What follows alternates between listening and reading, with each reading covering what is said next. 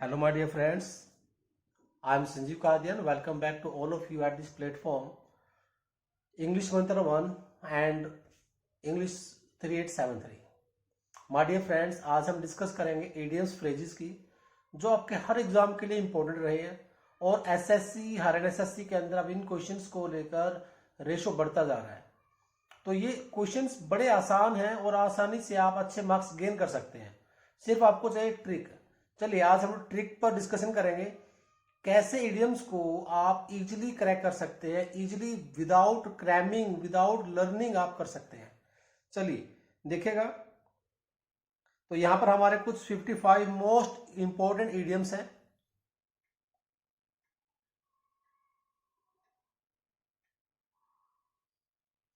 तो इन 55 most important idioms पर हम डिस्कस कर रहे हैं। ये सारे क्वेश्चंस आपके प्रीवियस पेपर से लिए गए हैं। तो आज जो हमारे हरियाणा एसएससी ग्रुप डी का एग्जाम है, तो हरियाणा के ग्रुप डी के अंदर ये क्वेश्चंस पहले कई बार पूछे जा चुके हैं। तो ये प्रीवियस पेपर के क्वेश्चंस को हम लेकर आए हैं ताकि हम डिस्कस करें और ग्रुप डी के अंदर इसमें से हमें कोई ना कोई क्वेश्चन फंसे ताकि हम इजीली उसको कर सकें। चलिए तो देखते हैं। सबसे पहले हमारे पास क्वेश्चन है यहाँ पर, cry for the moon. Cry for the moon, तो क्राई फॉर द मून का मतलब होता है मून के लिए चिल्लाना, मून के लिए रोना। इट मीन्स इम्पॉसिबल काम के लिए उम्मीद करना। तो देखिए आंसर हो जाएगा आस्क फॉर द इम्पॉसिबल। तो ये आंसर है, ऑप्शन में आपको यही मिलेगा। तो ऐसे आपको यूज करना है। साथ में मैंने यहां पर हिंदी भी लिखी है, अप्राप्य की आकांक्षा रखना, यानी कि जिसको प्राप्त नहीं कर सकते उसकी आकांक्षा करना। एग्जाम्पल करें, सेंटेंस भी देखिएगा, thinking of getting an officer's job with so ordinary uh qualification. एक बहुत ही तुच्छ क्वालिफिकेशन के साथ एक ऑफिसर की नौकरी पाना is to cry for the moon. Qualification low है और उम्मीद एक अच्छी पोस्ट की जा रही है, तो उसे आप क्या कहेंगे? Cry for the moon. तो it means it's not impossible, it's not possible. Okay, चलिए सेकंड क्वेश्चन देखते हैं, cock and bull story. Cock and bull story का मीनिंग है, माय डियर, आपने कभी नानी से दादी से कहानी सुनी होगी जिसमें दादी कहानी सुनाती थी आपको सुलाने के लिए, आपको खुश करने के लिए। तो क्या वो कहानी सच थी? एक बैल था, एक शेर था, एक हिरन थी, ऐसी कोई कहानी सुनाई जाती थी। तो वो कहानियां माय डियर मन गढ़ंत कहानियां होती हैं ताकि किसी को टाइम पास करवाया जाए, ताकि किसी को खुश किया जाए। तो यहां पर है कॉक एंड बुल स्टोरी। तो यहां पर भी कॉक बुल की जो कहानी है वो मन गढ़ंत कहानी है। तो आप कहेंगे made up story that one should not believe, जिस पर किसी मनुष्य को विश्वास नहीं करना चाहिए। फॉर एग्जाम्पल हिंदी में लिखा है, देखो, मन गढ़ंत कहानी। एग्जाम्पल कैसे होगा? Sanjeev told me some cock and bull story. Sanjeev told me cock and bull story. Sanjeev ने मुझे एक मन गढ़ंत कहानी सुनाई। About her car breaking down, अपने कार के खराब होने के बारे में। तो दूसरा पॉइंट यहां पर आ गया, ब्रेकिंग डाउन।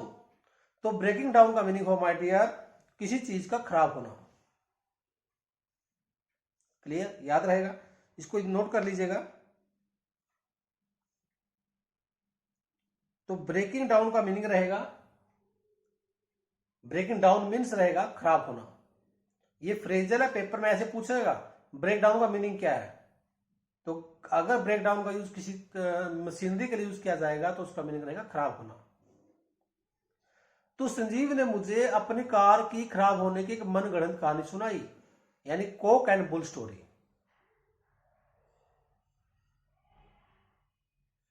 अब हम थोड़ा सा ये डिस्कस करते हैं माय डियर, ये पेपर में इडियम्स कैसे आएंगे। एक बार मैं आपको दिखा देता हूं पेपर में इडियम्स कैसे आएगा और कैसे आपको ऑप्शन फाइंड आउट करना है।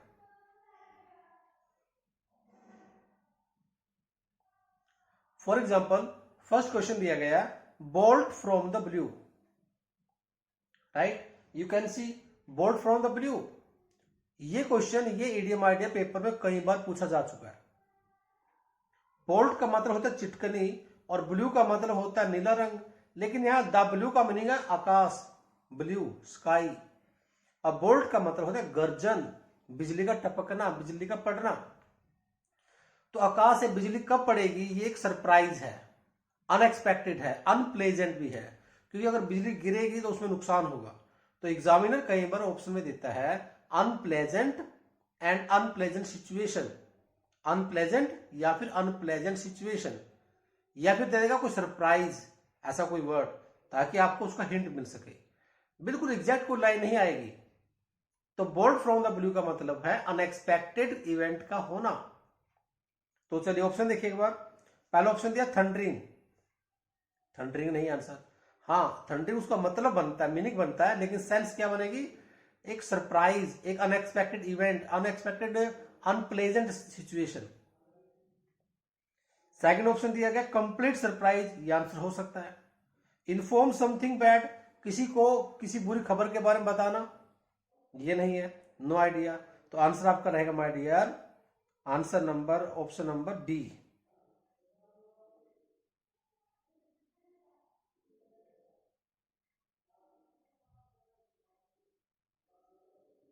Option number B.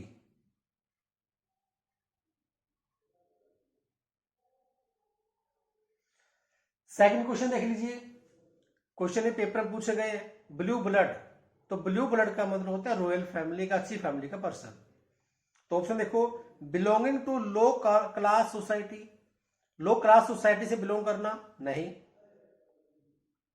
Give complain in return, लिखित में किसी को कंप्लेंट करना, नहीं। Member of high class society, ये सही है, किसी हाई क्लास का सोसाइटी का मेंबर होना। So that will be answer.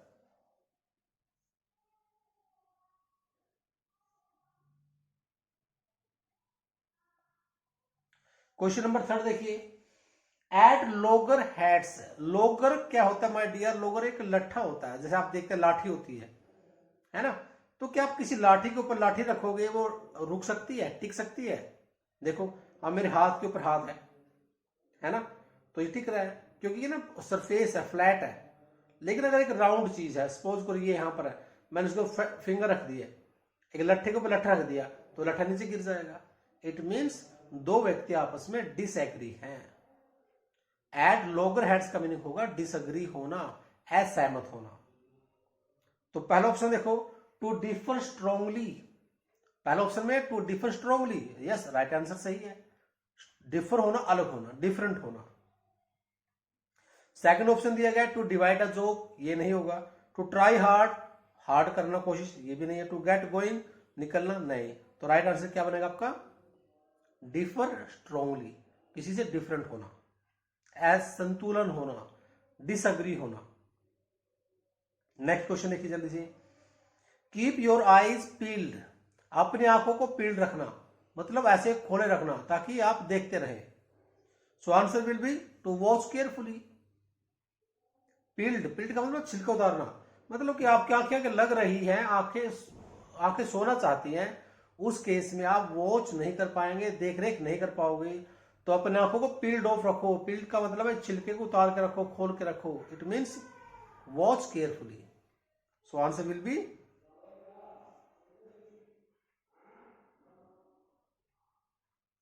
Answer will be first, to watch carefully. Question number fifth, head over heels, हाँ हील के ऊपर हेड का होना। तो आप देखो ऑप्शन के अकॉर्डिंग देखो एक बार, स्टडी हार्ड नहीं है, लिविंग इन लग्जरी ये भी नहीं है, वेरी एक्साइटेड हाँ ये हो सकता है। यानी कि हेड ओवर हील्स यानी किसी चीज के लिए उत्सुक होना, एक्साइटेड होना। So answer will be C.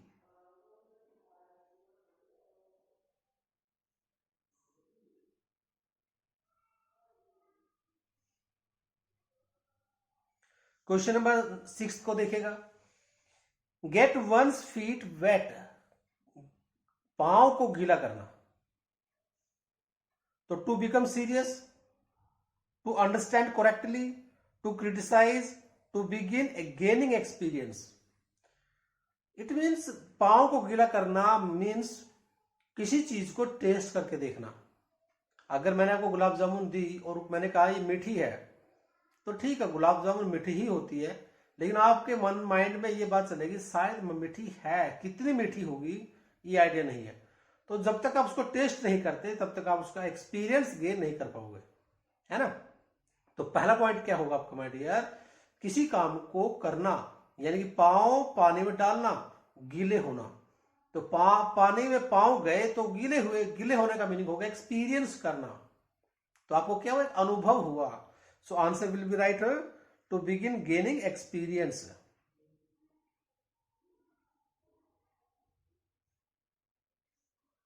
So answer will be fourth, gain करना एक्सपीरियंस।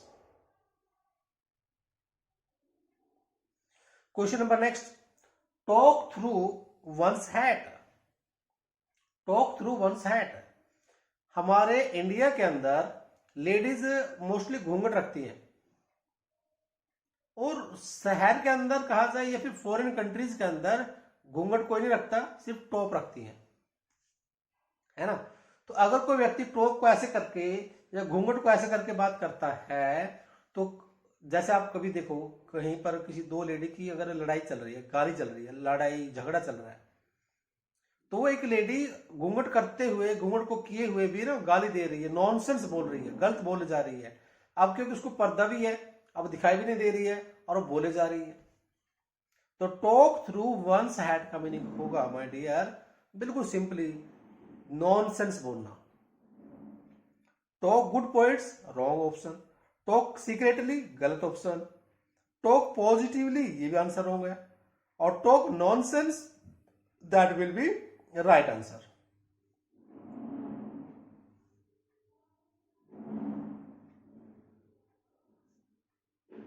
चलिए question number 8th, dead ringer. Dead ringer का मतलब होता है डुप्लीकेट, कोई पर्सन डुप्लीकेट हो चुका है। सिंपल आंसर बनेगा आपका। तो ये थे आपके कुछ क्वेश्चंस जो प्रीवियस पेपर में पूछे गए हैं। तो ये मैंने आपको इसीलिए यहां पर दिखाए ताकि आपको आइडिया मिल सके कि एग्जामिनर पेपर में जो इडियम्स देगा वो कैसे देगा, पेपर में पूछेगा कैसे, क्वेश्चंस कैसे बनेंगे, है ना। ये आपको आइडिया मिल गया। आफ्टर दिस अब हम डिस्कस करेंगे पॉइंट वही आपका थर्ड क्वेश्चन, कुछ इडियम्स को, like once in a blue moon. Blue moon में एक बार होना, तो आप क्या कहेंगे। जैसे आप बोलते कई बार ईद का चांद होना, हिंदी में सुनने को मिलता है ईद का चांद होना, यानी कभी कभार मिलना।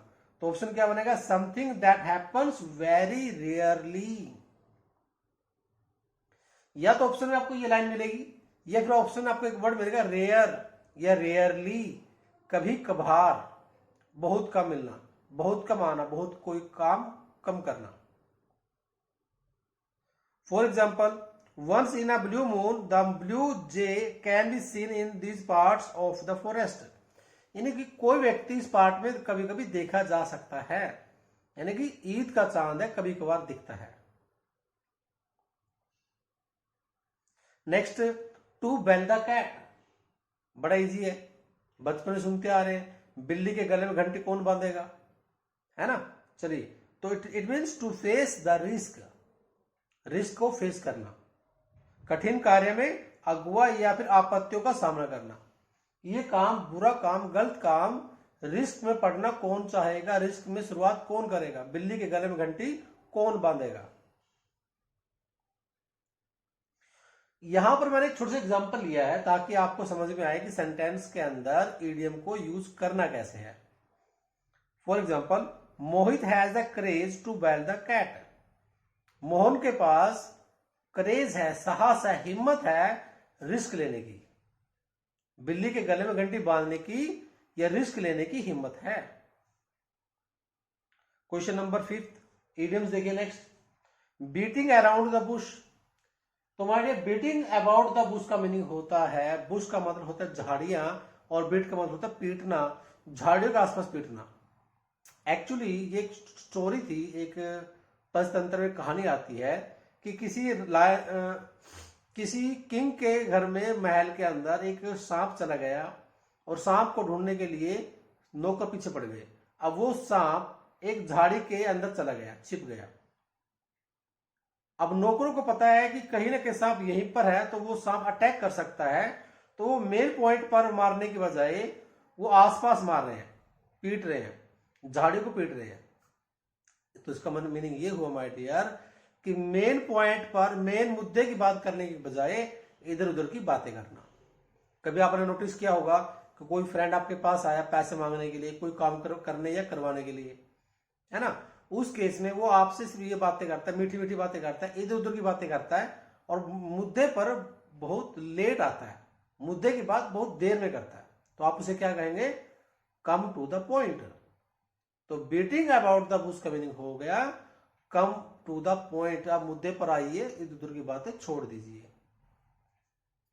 तो avoiding the main topic, main topic को अवॉइड करना, घुमा फिराकर बात करना, ये भी कह सकते हो आप। मुख्य विषय से बचना, मुख्य विषय की बात नहीं की जा रही है। सेंटेंस देखिएगा, the president was beating about around the Bush. जो प्रेसिडेंट है वो बुश को पीट रहा है, यानी कि मुद्दे की बात नहीं कर रहा था। When the citizens demanded a reason for the forgery of legal documents, जब सिटीजन्स ने डॉक्यूमेंट्स की, जो नकली डॉक्यूमेंट्स थे, नकली डॉक्यूमेंट्स के बारे में पूछा।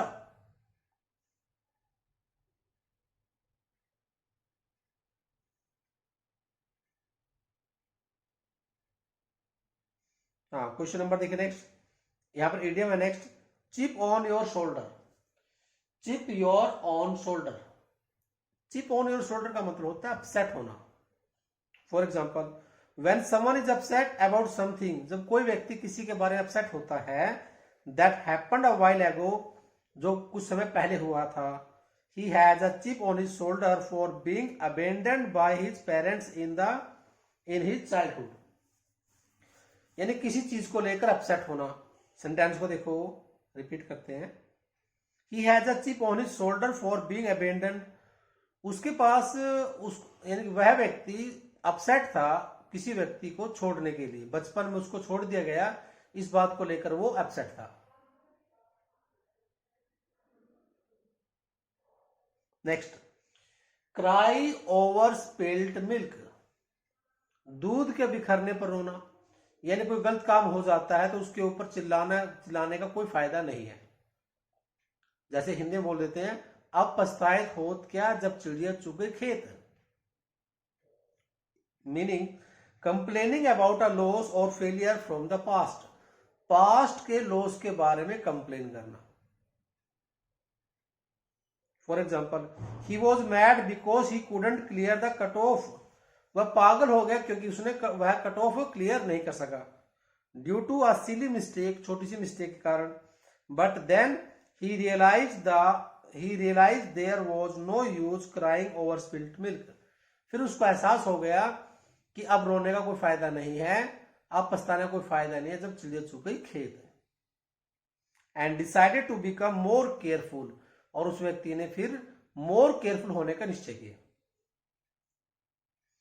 नेक्स्ट है spill the beans.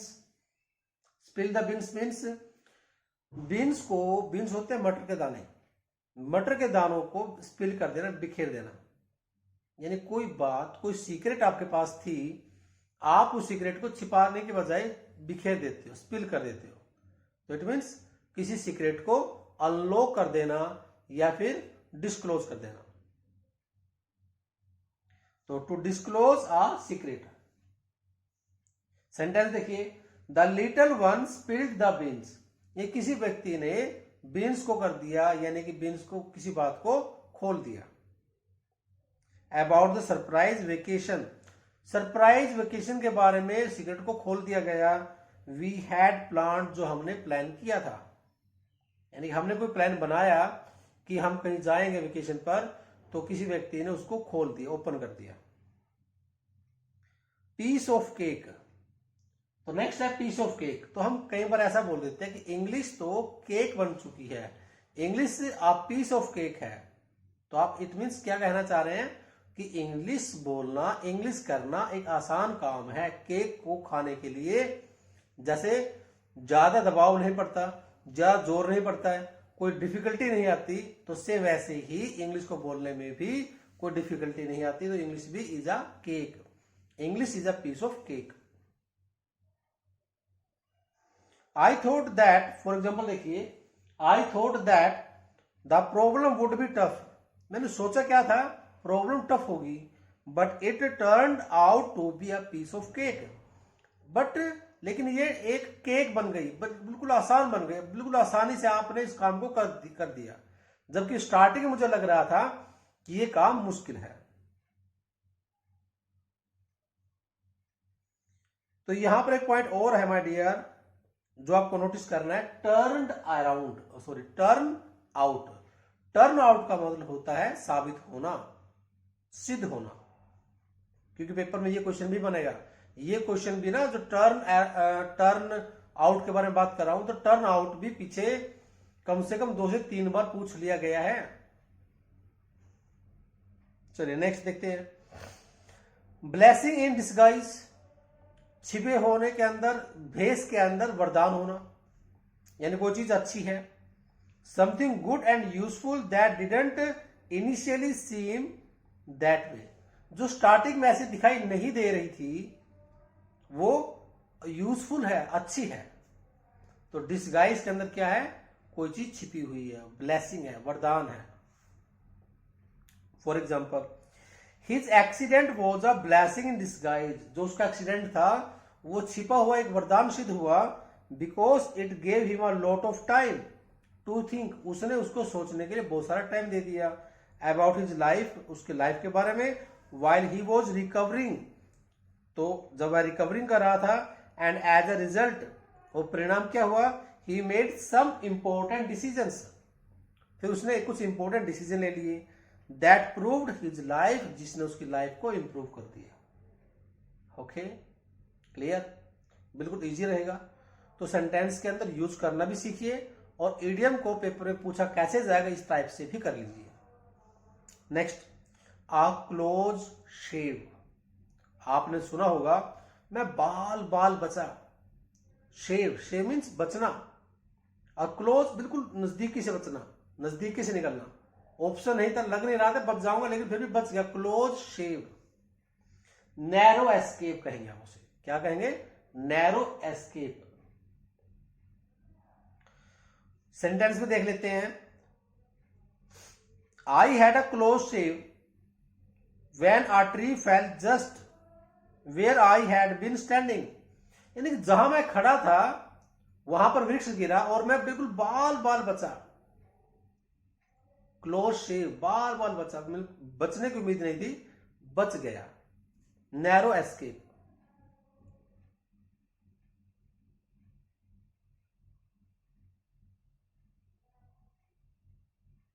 Sorry, next देखिएगा. टेस्ट ऑफ योर मेडिसिन, किसी चीज को टेस्ट करना, किसी चीज का एक्सपीरियंस लेना. When someone receives same treatment usually negative, he she gives to others, जब कोई व्यक्ति किसी को सेम ट्रीटमेंट देता है. For example, she is always taunting others, वह हमेशा दूसरों को टोंट मारती रहती है, ताने मारती रहती है. एंड हर्टिंग देयर सेंटिमेंट्स, और उनके सेंटिमेंट्स को हर्ट करती रहती है. I just wish someone would give her a taste of her own medicine, तो किसी व्यक्ति ने उसको सेम उसी चीज को टेस्ट करवा दिया. किसी व्यक्ति ने जो टेस्ट को किसी और को करवाती थी, किसी व्यक्ति ने वो टोंट मार कर सेम चीज उसको भी टेस्ट करवा दी. नेक्स्ट, गोल्डन हैंडशेक, क्योंकि गोल्डन है, सोने की बात है, तो इट मीन्स वो एक अच्छी अमाउंट के बारे में बात कर रहा है. A big sum of money, किसकी बात हो रही है, एक बिग सम की. Given to a person when he और शी लीव्स अ कंपनी और रिटायर्स, जब एक व्यक्ति रिटायर होता है तो उसको एक बिग सम ऑफ मनी दी जाती है, एक गोल्डन हैंडशेक दी जाती है. हैंडशेक का मतलब होता है कि आपको कुछ चीज दी गई, वो क्या थी, सोने की बनी हुई थी, तो इट मीन्स बहुत सारा अमाउंट आपको दिया गया. नेक्स्ट एग्जांपल सेंटेंस में देखिएगा. The management of the company wanted to decrease their workforce, workforce को डिक्रीज करना चाहते थे, तो they offered a golden handshake to their aged employees. तो उन्होंने अपने एज्ड एम्प्लॉइज को हटा दिया और उनको एक अच्छा ऑप्शन दे दिया। एज क्या दे दिया उनको? एज पर्सन को गोल्डन हैंडशेक दे दी, यानी कि अच्छी अमाउंट दे दी। नेक्स्ट है मीन बिजनेस। बिजनेस का होना, इट मीन्स बीइंग सीरियस। जब व्यक्ति को बिजनेस करता है तो इसका मीनिंग ये होता है कि पर्सन सीरियस है, पैसा लगाता है, रिस्क लेता है। तो बिजनेस का मीनिंग होगा सीरियस होना, डिवोटेड होना, डेडिकेटेड होना। For example, the border is sealed by troops. जो बॉर्डर था उसको सील कर दिया गया ट्रूप्स के द्वारा, सेना के द्वारा। हु मीन बिजनेस, जो सीरियस थे, यानी सेना के द्वारा उसको लो कर दिया गया, बंद कर दिया गया। इट मीन्स क्योंकि वे लोग सीरियस थे, वो डेडिकेटेड थे। नेक्स्ट क्वेश्चन नंबर 15 को देख लीजिएगा। Apple of one's eye. Apple of one's eye, it means आंखों का तारा, बहुत प्यारा। Being cherished more than others, किसी चीज को चेरिश किया गया है, किसी चीज का पालन पोषण किया गया है बड़े ही केयर के साथ। Like Sam is adored by his teacher. Sam को जो लाड प्यार दिया जाता है, सैम की जो केयर की जाती है टीचर के द्वारा। For her his side like nature, बिल्कुल बचपन के नेचर की तरह, नेचर की वजह से। जो सैम व्यक्ति है उसका नेचर बहुत ही अच्छा है, इसलिए उसको जो टीचर है उसे बहुत प्यार करते हैं, एडोर करते हैं। एडोरेबल है पर्सन है वो, प्यार के लायक व्यक्ति है। He is the apple of eye, क्योंकि वह व्यक्ति अपने टीचर का, उस मैडम की आंखों का तारा है। इसीलिए वो टीचर उस बच्चे की बहुत ज्यादा केयर करती है, बहुत ज्यादा उससे प्यार करती है। तो आप क्या कहेंगे? आंखों का तारा, बहुत प्यारा। क्वेश्चन नंबर 16 इडियम देखिए। क्वेश्चन इडियम नंबर 16 है the best of both world's. दोनों जहां में, बोलते हैं ना कि दोनों जहां में ऐसी कोई चीज नहीं है आपसे अच्छी, दोनों जहां में सबसे अच्छी होना। The benefits of widely differing situations enjoyed the at the same time, यानी डिफरेंट सिचुएशन का आनंद लेना, इन दोनों जहां में सबसे अच्छी। I had the best of both worlds since I worked as an ordinary member of the team. मैंने एक ऑर्डिनरी मेंबर के टीम के रूप में काम शुरू किया था, but go to learn from the leaders, लेकिन लीडर से सीखा। और आज I had the best of both worlds, आज मेरे पास बहुत अच्छा एक्सपीरियंस है। बोथ वर्ल्ड्स, दोनों जहां से अच्छा।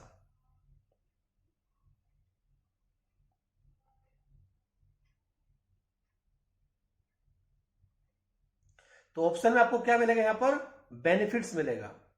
देखिएगा पेपर में ऐसे मिलेगा the benefits of widely differing situation, यानी दो डिफरेंट अलग अलग सिचुएशन है, दोनों में क्या बेनिफिट्स है, तो इसलिए ऑप्शन मिलेगा वहां पर बेनिफिट्स। तो the benefits of widely differing situations, तो आप क्या कहने वाले हैं? दोनों जहां में सबसे अच्छा बेनिफिट होना, सबसे अच्छा फायदा होना। 7th क्वेश्चन इडियम दिखेगा feeling a bit under the weather, यानी मौसम के अंदर फील करना, यानी कहीं पर सिचुएशन क्या है, कंडीशन कैसी आ रही है, उसमें थोड़ा सा नर्वस होना। फीलिंग स्लाइटली इल, थोड़ा सा बीमार महसूस करना, थोड़ा सा नर्वस महसूस करना।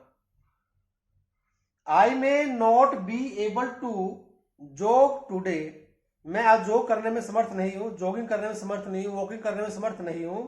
As I am feeling a bit under the weather, क्योंकि मुझे आज अपना शरीर, अपनी बॉडी ठीक महसूस नहीं हो रही है। आज मुझे थोड़ी सी बीमारी, मैं इलनेस को फील कर रहा हूं, मैं इल, मुझे लग रहा है कि मैं शायद आज इल हूं। नेक्स्ट देखिएगा icing on the cake, cake पर आइस होना, जैसे बोलते हैं सोने पर सुहागा होना, सोने पर सुहागा। Something that turns good into great, यानी कोई चीज पहले से गुड थी, अब वो क्या हो चुकी है? ग्रेट हो चुकी है, सोने पर सुहागा हो चुका है। तो आप क्या कहेंगे? गुड इनटू ग्रेट, ये ऑप्शन मिलेगा। For example India's victory over England, India की जो जीत है इंग्लैंड से, ऑन इंडियाज इंडिपेंडेंस डे, यानी कि एक साइड तो इंडिपेंडेंस डे है और दूसरी साइड इंडिया की जीत हुई, इंडिया की विक्ट्री हुई, was like icing on the cake. तो ये बिल्कुल वैसे ही था जैसे केक पर आइस का होना, कि केक पहले से आसान है, खाने में मजा आएगा, टेस्टी होगा, प्रेशर दबाव नहीं होगा, और प्लस उसके ऊपर आइस है। इट मीन दोनों चीजें अच्छी हो गई। क्वेश्चन नंबर इडियम देखेगा 19 देखेगा, cost and arm and a leg. कीमत होना, एक टांग की कीमत होना और एक पांव की कीमत होना या हाथ की कीमत होना। इसका मीनिंग ये हो माय डियर, बहुत ज्यादा कीमती होना। हमें हमारे टाइम में स्कूल में एक कहानी सुनाई जाती थी कि एक व्यक्ति चिल्लाता है, बोलता है कि मैं गरीब हूं गरीब हूं गरीब हूं। तो भगवान प्रकट होते हैं और भगवान बोलते हैं कि तुम अगर गरीब हो तो मैं तुम्हें पैसे दे देता हूं 2 लाख रुपए, आप मुझे अपनी एक आंख निकाल कर दे दीजिए। उसने कहा कि अगर मैंने आंख निकाल दी तो मुझे दिखाई नहीं देगा। तो उसने कहा चलो ऐसा करो, मुझे अपने एक टांग दे दीजिए। उसने कहा फिर मैं एक टांग के बिना चलूंगा कैसे। उसने कहा फिर अपने एक बाजू मेरे को दे दीजिए। तो उसने कहा भाई तो बहुत कीमती है मेरी बाजू, मैं बाजू के बिना काम कैसे करूंगा।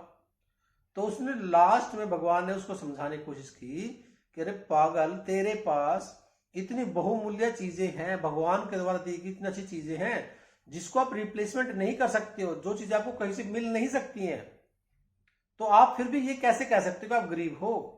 इट मीन्स हमारे पास जो परमात्मा ने बॉडी दी है ये बहुत कीमती है, चाहे वो आपकी टांग हो, चाहे आपकी बाजू हो, या फिर आपकी आंख हो। तो आप क्या कहेंगे इसको, कॉस्ट होना, बहुत कीमती होना, एक्सपेंसिव होना। क्वेश्चन सेंटेंस में देखिएगा, his laziness made him miss his flight to Chandigarh. उसकी लेजीनेस ने उसकी फ्लाइट को मिस कर दिया, सुस्ती ने। Okay, the next ticket cost him an arm and a leg. जो अगली टिकट उसको पड़ी वो बहुत ही कीमती पड़ी, बहुत ही महंगी पड़ गई, क्योंकि अचानक से उसने टिकट ली तो फिर वो महंगी पड़ेगी। ओके, चलिए next, to jump the bandwagon, to join the bandwagon, it means किसी एक्टिविटी के अंदर पार्टिसिपेट करना। To join a popular activity और ट्रेंड से, फॉर एग्जाम्पल देखो, when he was detected with diabetes, जब उसको डायबिटीज मिली, he quickly jumped on the bandwagon. उसने क्या कर लिया, बैंड वैगन को ज्वाइन कर लिया। इट मीन्स उसने किसी एक्टिविटी को ज्वाइन कर लिया।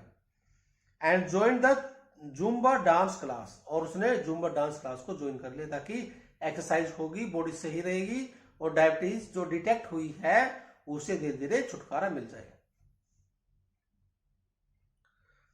तो बैंड वैगन का मतलब है किसी एक्टिविटी में ज्वाइन करना। नेक्स्ट देखिएगा, ball is in your court, यानी कि बॉल तुम्हारे कोर्ट में है, तो इट मीन्स कि बॉल आपके पक्ष में है, जो डिसीजन आने वाला है वो आपके पक्ष में है।